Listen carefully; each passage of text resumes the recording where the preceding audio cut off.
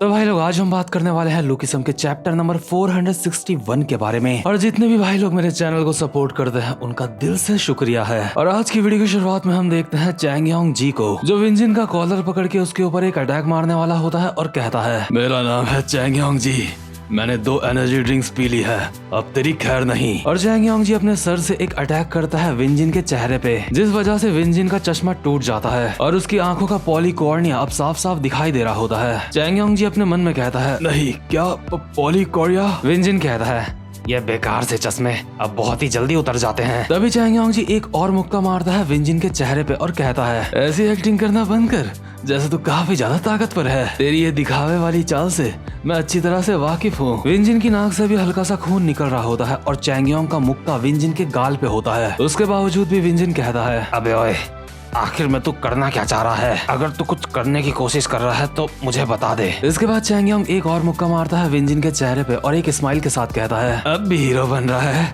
अब तो हीरो बनना छोड़ दे। विंजिन के मुक्का पड़ने के बावजूद भी विंजिन कहता है, अपनी पूरी कोशिश कर, पूरा दम लगा दे अपना। चैंग योंग कहता है, तू तो बहुत ज्यादा क्यूट है। तभी विंजिन आगे से चैंग योंग की पैंट पकड़ लेता है और कहता है, मैं तेरे ऊपर बस सिसिलियम टेक्निक का इस्तेमाल करूंगा। और जो सिसिलियम टेक्निक होती है ये एक तरह की कोरियन रेसलिंग होती है। चैंग योंग अपने मन में कहता है, क्या ये मेरी पैंट पकड़ रहा है? और इसके बाद एक स्माइल के साथ विंजिन को कहता है, क्या सिसिलियम मतलब तू एक ग्रैपलर है? एक तो तू यहाँ पे इतना ज्यादा दिखावा कर रहा है और ऊपर से तेरी किस्मत ने भी तेरा साथ छोड़ दिया है। बेटे, मैं शुआन का चैंग योंग जी हूँ और मैं आज तक कभी किसी ग्रैपलर से कोई भी फाइट नहीं हारा। तो ठीक है, तुझे गुड बाय कहने का वक्त आ चुका है। और चैंग योंग दोबारा से अपने सर से विंजिन के ऊपर अटैक करने वाला होता है, लेकिन इतने में ही विंजिन चैंग योंग की बॉडी अपने एक हाथ से हवा में उठा देता है। चैंग योंग अभी विंजिन के सामने बिल्कुल ऐसा लग रहा होता है जैसे कोई कीड़ा होगा। चैंग योंग अपने मन में बोल रहा होता है, क्या इसने मुझे बस एक हाथ से उठा लिया? और विंजिन चैंग योंग को घुमा के जमीन में दे मारता है। बुरी तरह से जमीन में पटके जाने के बाद जो चैंग योंग होता है, जैसे टप्पा खा के हल्का सा ऊपर आता है, विंजिन उसे दोबारा से अपने एक हाथ से पकड़ लेता है और दोबारा से बस जमीन में पटकने ही वाला होता है। और चैंग योंग अपने मन में कहता है, क्या फिर से?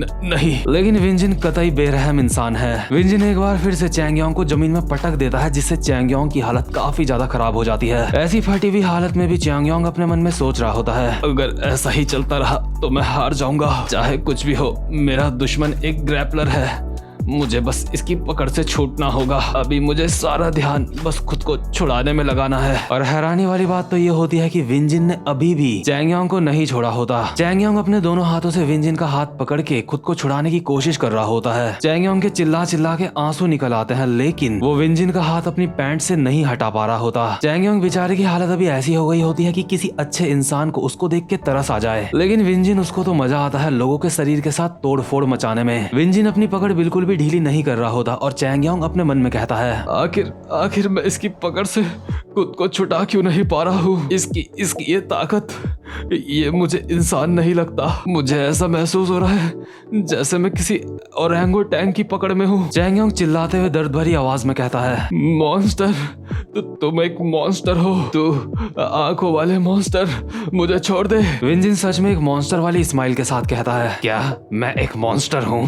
तो इसका मतलब तू मेरा शिकार है। और इसके बाद विंजिन चैंग योंग को बार बार जमीन में पटके जा रहा होता है अपने एक हाथ से। और यार मुझे लगता है कि अगर चैंग योंग को पता होता ना कि वो इतनी बुरी मार खाने वाला है, तो वो विंजिन से कभी भी पंगा नहीं लेता। विंजिन से उलझने की बजाय एक पल के लिए वो जे के पास चला जाता, क्योंकि कम से कम जे अपने सामने वाले को हेलमेट तो पहना देता है कि कहीं ज्यादा चोट ना आ जाए उसे। तो खैर विंजिन ने चैंग योंग को बड़ी ही आसानी से हरा दिया होता है। चैंग योंग जमीन में पड़ा होता है और अपने मन में बोल रहा होता है, डोसुली, मैं बाकी सब कुछ तुम्हारे ऊपर छोड़ता हूँ। और वहीं दूसरी तरफ डोसुली की फाइट हो रही होती है जे के साथ। और इसको फाइट हम बोलेंगे भी नहीं, क्योंकि डोसुली की भी हालत बहुत ही जल्दी खराब हो चुकी थी और डोसुली भी अभी अपने मन में बोल रहा होता है, चैंग योंग, मैं भी हार चुका हूँ। और विंजिन अभी सब कुछ बैठ के अपने मन में सोच रहा होता है और कहता है, चलो देखते हैं, वो दूसरा वाला बंदा भी निपट चुका है, लेकिन यहाँ मेरी पीठ के पीछे कुछ ऐसा हो रहा है जो मैंने सोचा नहीं था। यकीन नहीं होता, वो कॉमिक एंड एनिमेशन डिपार्टमेंट का मोटा डैनियल से हार रहा है। आखिर डैनियल कितना ताकतवर हो गया है। और अभी हम देखते हैं जो डैनियल होता है उसने लोगन का कुत्ता बना रखा होता है। डैनियल बिल्कुल जिचैंग क्वैक की तरह लोगन के ऊपर हैंड ब्लेड मार रहा होता है, जो कि काफी खतरनाक अटैक होता है। डैनियल से मार खाते खाते जो लोगन होता है उसको अपने कुछ पुराने पल याद आने लग जाते हैं। हम देखते हैं एक पुराना सीन जब लोगन का साथ का एक बंदा लोगन को कहता है, हे लोगन, मैं एक बात सोच रहा हूँ, आखिर ऐसा क्यों है? दूसरा मैसी की तरह दिखने वाला बंदा कहता है, लोगन, आखिर तुम बार बार डैनियल की ही वाट क्यों लगाते हो? क्या उसने कुछ ऐसा करा है जिससे तुम्हारा दिमाग खराब होता है? इसके बाद हम देखते हैं जो मोटा वाला डैनियल होता है वो लोगन के पैरों पे पड़ा हुआ होता है और लोगन कहता है, ना, ऐसा कुछ भी नहीं है। लोगन बेचारे डैनियल को कहता है, ओए उठ जा, अपने घुटनों में बैठ जा। डैनियल कहता है, हाँ ठीक है। लोगन कहता है, डैनियल पार्क, मुझे मूतना है। बेचारा डैनियल हैरान होकर लोगन का चेहरा देख रहा होता है और कहता है, क्या? लोगन एक बार फिर से कहता है, तूने सुना नहीं? मैंने कहा मुझे मूतना है। डैनियल को समझ आ जाता है कि लोगन उसको क्या कहना चाहता है। डैनियल कहता है, ठीक है लोगन, ठीक है। डैनियल लोगन की चेन खोलता है और उसके पोपट को हल्का होने में मदद करता है। मतलब यार लिटरली जो बेचारा डैनियल होता है उसने अपने हाथों से लोगन के पोपट को पकड़ रखा होता है और लोगन अभी अपने मोबाइल में फोटो खींच रहा होता है और कहता है, अरे यार, यहाँ पे लाइट बिल्कुल भी अच्छी नहीं आ रही है। अबे सुअर, तू क्या कर रहा है? ठीक से पकड़ मेरे पप्पू को, इसके छींटे उधर उधर गिर रहे हैं, ढंग से पकड़। बेचारा डैनियल कहता है, मुझे माफ कर दो लोगन। लेकिन तभी जो लोगन होता है बहुत सारे छींटे डैनियल के मुंह पे मार देता है, जिसको देख के लोगन के साथ के बंदों को काफी ज्यादा मजा आ रहा होता है और वो हंस रहे होते हैं। वो डैनियल को बोल रहे होते हैं, छी डैनियल, तू कैसा है? तुझे उसे ढंग से पकड़ना चाहिए था। लोगन डैनियल की तरफ देखता है और कहता है, ओए, क्या तुझे इससे कोई प्रॉब्लम है? बेचारे डैनियल का चेहरा अब भी गीला होता है, लेकिन उसके बावजूद भी वो एक स्माइल के साथ कहता है, नहीं, बिल्कुल भी नहीं, मुझे प्रॉब्लम नहीं है। और ये जितने भी अत्याचार होते थे वो डैनियल पे काफी ज्यादा पहले होते थे जब वो मोटा था, लेकिन अभी ओजी डैनियल से मार खाते हुए जो लोगन होता है अपने मन में बोल रहा होता है, मुझे लगता है वो मिडिल स्कूल की बात होगी जब उन्होंने मुझसे पूछा था कि मैं डैनियल के साथ ऐसा क्यों करता हूँ। लेकिन सच बताऊं तो डैनियल के साथ ऐसा करने की वजह नहीं थी मेरे पास कोई। मुझे बस उसे परेशान करने में मजा आता था। ये देख के मजा आता था कि वो सुअर मेरे सामने कितना ज्यादा लाचार है। ये सुअर मेरे सामने एक कीड़े की तरह था, उसके बावजूद भी आखिर मैं इसको एक क्या करने दे रहा हूँ? क्या मैं इससे हार रहा हूँ? मैं लोगन ली। और यार पुरानी बात तो पुरानी बात थी, लेकिन अभी ओजी डैनियल ने लोगन का कुत्ता बना दिया होता है। लोगन इतनी बुरी मार खा रहा होता है कि वो ज्यादातर हवा में ही रहता है और हवा में भी डैनियल उसको चैन की सांस नहीं लेने देता। अभी हम देखते हैं जैसे ही लोगन हवा में होता है तभी डैनियल लोगन के मुंह पे एक हैंड ब्लेड मार के उसको जमीन में चिपका देता है। लेकिन लोगन से इतना ज्यादा अपमान बर्दाश्त नहीं हो रहा होता। लोगन अचानक से डैनियल के ऊपर झपटता है और उसकी कमर पकड़ के उसको आगे की तरफ धक्का देते हुए कहता है, पिकाचू, साले हरामजादे, हरामखोर मादर, लगता है तू सब कुछ भूल गया। मैं लोगन ली हूँ साले, मैं हूँ पिकाचू का मास्टर लोगन ली। और लोगन डैनियल की पूरी बॉडी को हवा में उठा के जमीन में पटकने वाला होता है और अपने मन में कहता है, ये मेरी पकड़ में आ गया, अब ये गया, मैं जीत चुका हूँ। लेकिन डैनियल बहुत ही आसानी से लोगन की पकड़ से छूट जाता है और अपने दोनों हाथों से हैंड ब्लेड मारता है लोगन के दोनों कानों में, जिस वजह से लोगन का अभी फ्यूज उड़ चुका होता है। और डैनियल लोगन का सर पकड़ के उसको जमीन में पटक देता है और कहता है, आखिर तू ये पिकाचू वाली बकवास कब तक करता रहेगा? लोगन का मुंह अभी जमीन में फूट चुका होता है और डैनियल कहता है, लोगन अब तो बड़ा हो जा, कब तक ऐसी बच्चों वाली हरकतें करता रहेगा? इतनी बुरी मार खाने के बावजूद भी लोगन अपने मन में बोल रहा होता है, मेरे कान के पर्दे, मेरा चेहरा, मुझे कुछ भी समझ नहीं आ रहा है। आखिर मेरे हमले इसके ऊपर काम क्यों नहीं कर रहे हैं?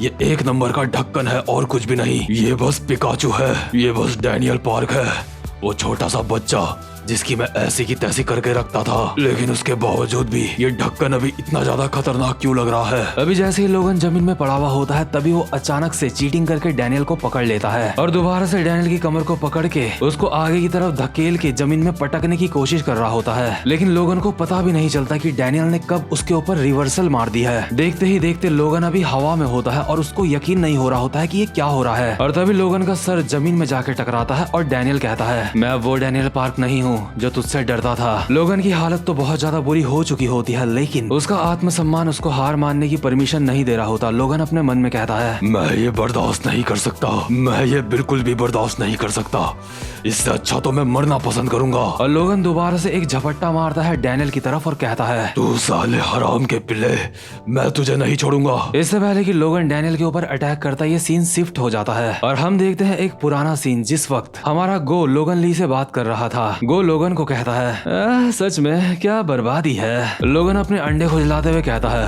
आखिर तुम क्या बात कर रहे हो। गो कहता है, मैं तेरे बारे में बात कर रहा हूँ मोटे पिछवाड़े। लोगन कहता है, अब क्या हो गया, अब क्या कहना है तुम्हें। गो कहता है, मैंने तो सोचा था तू मेहनत करेगा, लेकिन तू बस सुअरों की तरह खाता रहता है। तुझे ऐसा नहीं लगता कि तुझे रेगुलर वर्कआउट करना चाहिए। लोगन अपने हाथ को सूंघते हुए कहता है, सीरियसली आजकल मुझे काफी ज्यादा काम रहता है और मुझे वर्कआउट करने में बहुत ज्यादा खुशी होगी, लेकिन मुझे वक्त नहीं मिलता है। तू बहुत कृपालु है।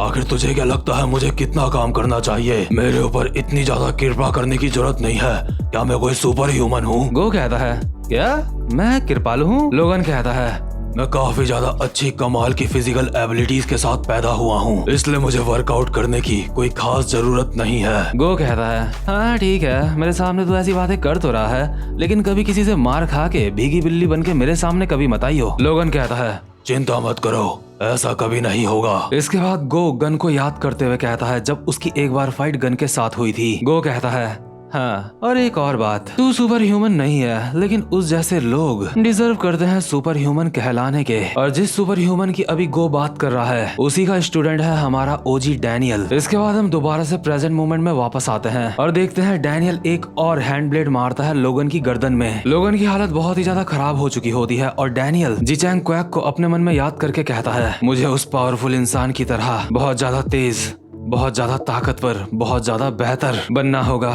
ताकि मैं उसकी तरह हैंड ब्लेड्स मार सकूं। इसके बाद डैनियल एक हैंड ब्लेड मारता है लोगन के राइट कमर में, इसके बाद एक लेफ्ट साइड से, इसके बाद दोबारा से गर्दन में, इसके बाद गर्दन की दूसरी तरफ से, और देखते ही देखते डैनियल लोगन के ऊपर हैंड ब्लेड्स की बारिश कर देता है और लोगन लाचार होकर जमीन में गिर जाता है और कहता है, शिट शिट, ऐसा नहीं हो सकता, शिट। डैनियल लोगन के पास आता है और कहता है, लोगन मुझे तुझसे बस एक चीज पूछनी है। लोगन अभी पूरी तरह से कांप रहा होता है और अपने मन में कहता है, क्या मैं कांप रहा हूँ? क्या मुझे पिकाचू से डर लग रहा है? क्या मुझे पिकाचू की वजह से सदमा लग गया है? डैनियल लोगन के बगल में बैठता है और कहता है, ये सारी पुरानी बातें हैं, लेकिन फिर भी मैं तुझसे पूछना चाहता हूँ, आखिर इतने सारे लोगों में तू सिर्फ मुझे ही क्यों इतना परेशान करता था? खैर छोड़, तू इस लायक भी नहीं है कि मैं अपना टाइम तेरे ऊपर वेस्ट करूं। और डैनियल यहाँ से जाने लगता है, लेकिन लोगन अभी काफी ज्यादा पागल हो चुका होता है, लेकिन वो कुछ भी करने की हालत में नहीं होता, इसलिए लोगन बस तेज तेज से चिल्लाए जा रहा होता है और अपने मन में बोले जा रहा होता है, मैं तुझे जान से मार दूंगा, चाहे कुछ भी हो, मैं तुझे जान से मार दूंगा। अगली बार बिना किसी गलती के डैनियल पार्क, मैं तुझे जान से मार दूंगा। लेकिन डैनियल अभी लोगन की तरफ देखता भी नहीं और वहाँ से जा रहा होता है। और यार सच में जो फाइनली जो बदला था ना डैनियल का, वो यहाँ पे पूरा हो चुका है। लोगन ने डैनियल को उस वक्त काफी ज्यादा परेशान करा था जब डैनियल काफी ज्यादा कमजोर हुआ करता था। और यहाँ पे मैं आपको एक बहुत ही ज्यादा जरूरी बात बताना चाहता हूँ जो मेरे दिल में है। देखो, डैनियल का सबसे बड़ा बदला ये था कि वो खुद को ताकतवर बनाए, किसी के ऊपर डिपेंड ना रहे। यानी कि अगर तुम्हें किसी से बदला लेना है तो खुद को बेटर बनाओ। अभी चाहे तो डैनियल भी बहुत ज्यादा गिर के लोगन ली के साथ बहुत ज्यादा बुरी बुरी हरकतें कर सकता था, लेकिन इससे उसको कुछ भी नहीं मिलने वाला। जिस चीज से उसको कुछ फायदा हो सकता था वो उसने कर दिया, यानी कि खुद को इम्प्रूव। तो सही मायनों में असली बदलाव वही है कि खुद को इतना ज्यादा ताकतवर बना दो कि आगे तुम्हें कोई परेशान न कर पाए। और ये मैं हर वे में बोल रहा हूँ, सिर्फ ताकत के लिए नहीं, साथ साथ में दिमाग के लिए भी। तो खैर डैनियल अभी यहाँ से जा रहा होता है, लेकिन विंजिन तो ठहरा बहुत बड़ा हरामी। लोगन की ऐसी फटी हुई हालत देख के विंजिन एक स्माइल के साथ लोगन को कहता है, गधा कहीं का मोटा। और विंजिन भी लोगन का मजाक उड़ा के यहाँ से चला जाता है। इसके बाद सीन शिफ्ट होता है और हम देखते हैं जो इशू होता है वो तेजिन चियोन को सारी की सारी बातें बताता है। और तेजिन कहता है, क्या दोबारा से बोलियो, तूने क्या कहा? इशू कहता है, जो वो प्राइवेट एम्बुलेंस कंपनी है, उन्होंने सर्विलेंस फुटेज में देखा था लोगन ली एलाइट से हार चुका है। तेजिन कहता है, अच्छा तो ऐसी बात है। मुझे वैसे भी समझ नहीं आ रहा था कि वर्कर्स ने उस जैसे बेकार के बंदे को यहाँ पे काम पे क्यों रखा है। चला अब चलते हैं। और ईशू और तेजिन अभी यहाँ से जाने लगते हैं, लेकिन इतने में ही जैसे वो जा रहे होते हैं तो उन्हें रास्ते में काफी सारे बंदे पड़े हुए मिलते हैं जो उन्हीं की कंपनी के होते हैं। ईशू कहता है, लगता है ये सारे के सारे बंदे एलाइट से हारे हैं, कि क्या तुम इन सबको जानते हो जो ये पड़े हैं? तेजिन कहता है, नहीं, ये एलाइट का काम नहीं है। ये जो बंदे जमीन में पड़े हैं, जरा इनको ध्यान से देख। इनको ध्यान से देखने में पता चलता है कि इनको एलाइड ने नहीं मारा है। ईशु कहता है तो आपका मतलब है कि तेजिन कहता है बिल्कुल सही कहा, यहाँ पे सिर्फ एलाइड ही नहीं है जिसने घुसपैठ करी है, ऐसा भी हो सकता है कि ये बिग डील के जेरी क्वान का काम हो। मैंने सुना था वो भी यहाँ अंदर घुस आया और वैरेंचे के साथ फाइट कर रहा था। मैं सोच रहा था कि इन सबको जेरी ने मारा होगा, लेकिन वो जेरी भी नहीं है। जिस किसी ने भी ये करा है वो सिर्फ एक स्किल्ड फाइटर ही नहीं है बल्कि काफी ज्यादा चालाक भी है। इन सब के शरीर में जिस तरह के जख्म है मैं सिर्फ वो देख के ही बता सकता हूँ। मेरे हिसाब से जिस किसी ने भी इन सब का इतना ज्यादा बुरा हाल करा है वो जेरी क्वान से भी ज्यादा ताकतवर है। जरूर वो जो कोई भी होगा यहाँ पे झूठ मूठ का वीआईपी पेशेंट बन के अंदर आया होगा। इसके बाद हम देखते हैं उस बंदे को जो यहाँ पे अंदर आया होता है वीआईपी पेशेंट बन के डैनियल लोगों के साथ। ये बंदा अपने दोनों हाथों में अपने ग्लव्स पहनता है और कहता है तो ठीक है, हेलो वर्कर्स फर्स्ट एफिलिएट, चलो खेलते हैं। और ये बंदा और कोई नहीं बल्कि होता है जेक किम, महान लेजेंड गैप्रियोंग किम का बेटा। और इसी के साथ ये वाला चैप्टर भी यहीं पे खत्म हो जाता है। उम्मीद करता हूँ कि आपको आज की वीडियो भी अच्छी लगी हो। और भाई लोग अगर आपको क्वालिटी एक्सप्लेनेशन देखना अच्छा लगता है तो आप मेरे चैनल को सब्सक्राइब के साथ साथ बेल आइकन को भी प्रेस कर सकते हो, जिससे आपको आगे भी नई नई मानवास और एनिमेस का एक्सप्लेनेशन देखने को मिलता रहेगा। तो अब मैं मिलता हूँ आपसे अपने नेक्स्ट एपिसोड में, तब तक के लिए गुड बाय।